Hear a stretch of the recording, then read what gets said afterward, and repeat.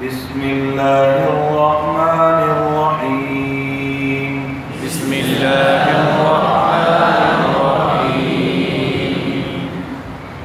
ألم تر كيف فعل ربك بأصحاب الفيل؟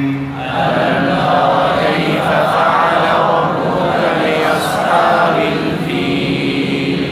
ألم يجعل كيدهم في تضليل؟ ألم يجعل كيدهم في تضليل؟